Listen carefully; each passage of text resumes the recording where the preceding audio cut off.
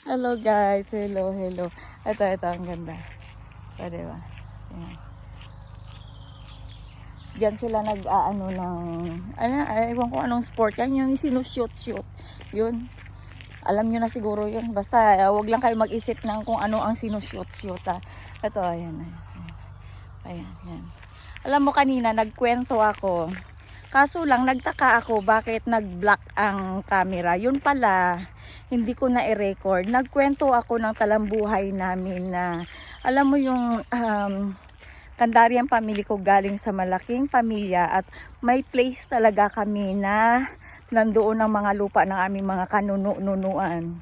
Kaso lang naikwento ko guys, ngayon nga, yung tatay ni nanay, lasinggero, babaero, na ano niya yung nawaldas niya yung, alam mo yung sinasala-sala niya yung lupa, nawaldas niya yung pera sa walang kwentang bagay hanggang sa, alam mo na, parang nawala-wala na lang yung mga minana dahil sa kaanuhan niya.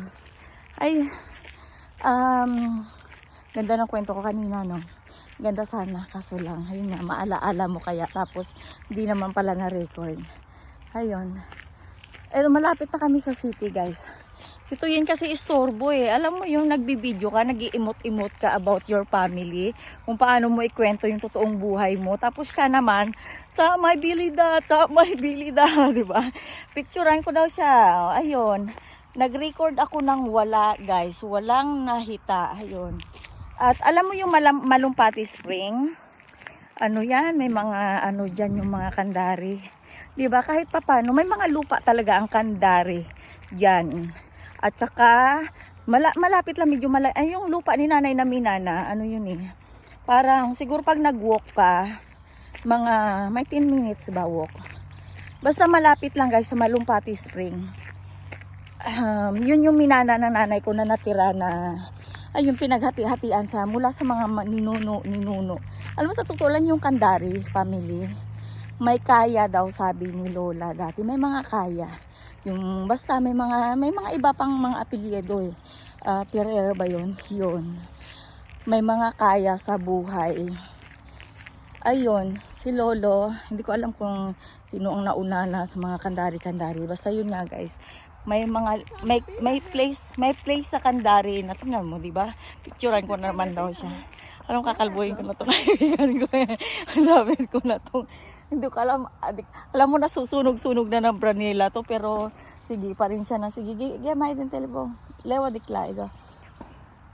Men det her, det er lysegrønt blomster, hen? Lucerol. Ja. Nej, jeg viser dig senere, ikke? Okay. Det er tæt på skolen. Oh. Lidt længere. Oh. Saglit lang, guys. Okay. Lumugot kig na, okay. Bahala ka tabingi. Into. Det er det. Diba, pahihirapan talaga ako niyan eh. Into. Det er meget varmt. Smil. Det er det. Okay. Yeah, Nej, sabi. nej, igen. Inmiat. Oh.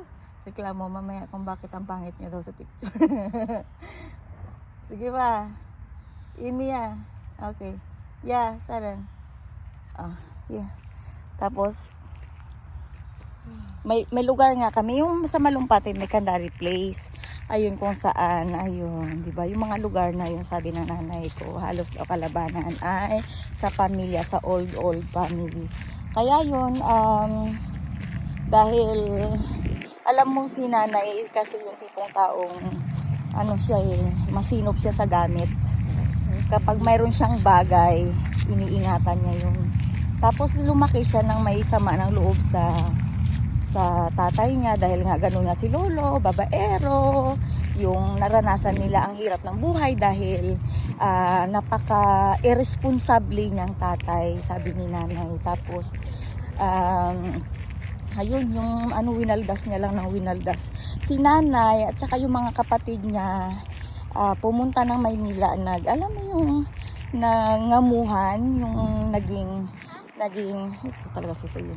Kung saan talaga kasagsagan ng vlog ko, talaga bubugbugin ko na talaga to eh.